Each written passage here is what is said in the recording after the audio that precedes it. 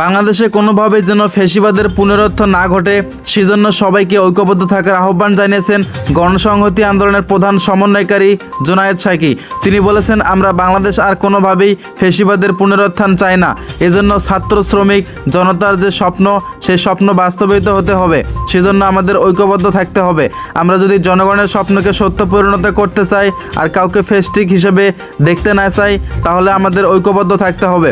শুক্রবার 15ই নভেম্বর বিকেলে রাজধানীর শাহবাগ জাতীয় জাদুঘরের সামনে গণসংহতি আন্দোলনের আয়োজিত ভাসানির পথ ধরে জাতীয় সার্বভৌমত্ব রক্ষা ও নতুন রাজনৈতিক বাস্তবতা প্রতিষ্ঠায় ঐক্যবদ্ধ হন শীর্ষক সমাবেশে এসব বক্তব্য রাখেন তিনি।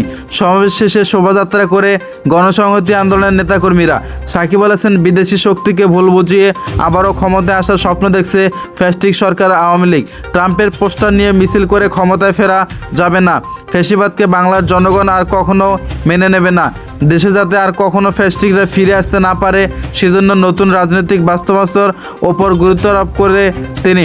অন্তর্বর্তী সরকারের উদ্দেশ্যে সাকি বলেছেন, ফ্যাসিস্টরা নানাভাবে এখনও ষড়যন্ত্র করছে, যার অধীনে পার্শ্ববর্তী দেশ স্বৈরাচারী শাসন চালিয়েছে।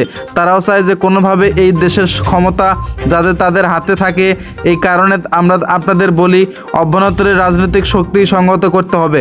অভ্যুত্থান যদি সফল করতে হয়, যে অভ্যুত্থান এখন দ্বিতীয় পর্যায়ে আছে, নতুন রাষ্ট্র নির্মাণ, নতুন গণতান্ত্রিক ব্যবস্থা নির্মাণ, তবে তার শক্তি আপনাদের সংহত করতে হবে। আমরা গণসংহতি আন্দোলনের বাংলাদেশের জনগণের সার্বিক নিরাপত্তার জন্য, দেশের স্বাধীনতা, সার্বভৌমত্বের জন্য লড়াই চালিয়ে যাচ্ছি। তিনি বলেছেন, আমাদের ঐক্যবদ্ধভাবে সংবিধান, রাষ্ট্র ব্যবস্থার সংস্কার, একটা নতুন বন্দোবস্ত এবং গণতন্ত্রের ভিত্তিতে নির্বাচন ও তার জন্য লড়াই করতে হবে।